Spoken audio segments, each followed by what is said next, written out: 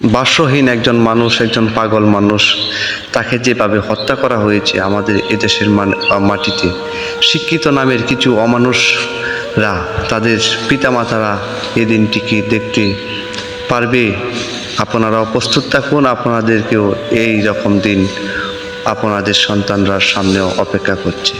যাই হোক, আজকে দেখব ওই তোফাজ্জল এলাকার তার জানাজার মাধ্যমে মানুষের মনের আগ্রহ, সে কেমন ব্যক্তি ছিল। চলুন আমরা দেখে আসি তার এলাকার মানুষের মনোভাব। দীর্ঘদিন পর্যন্ত এলাকায় চলাফেরা করেছে, এমন কোন ইতিহাস আমরা দেখতে পাই না যে তোফাজ্জল কোনো মানুষের একটি সম্পদ নষ্ট করেছে, কোন মানুষের একটি সম্পদ অবৈধভাবে তিনি ধরেছেন। তার সর্বোচ্চ চাহিদা ছিল 50 টাকা, 20 টাকা, একজনের কাছে চাইতো, কিছু খাইতো।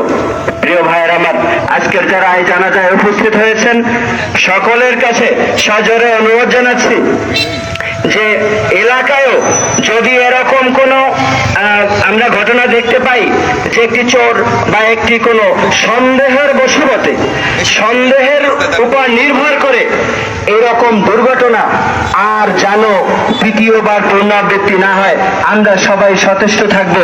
প্রিয় উপস্থিতি, আমরা কি এই তোফাজ্জল হত্যার বিচার চাই? কে কে চাই?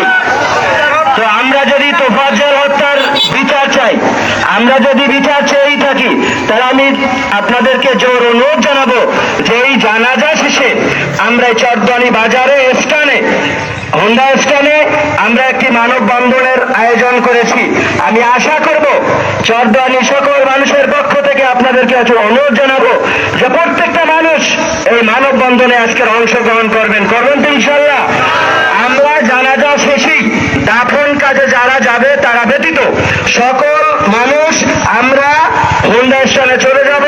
এখানে যারা আলোচনা করতে পারেন নাই, আপনাদেরকে সেখানে আলোচনা করার সুযোগ দেওয়া হবে। সবাই ভালো থাকবেন, ধন্যবাদ। আসসালামু আলাইকুম রহমতুল্লাহ। সবাই লাইনে যান।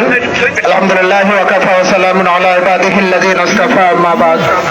আউযু বিল্লাহি মিনাশ শাইতানির রাজীম। বিসমিল্লাহির রহমানির রহিম।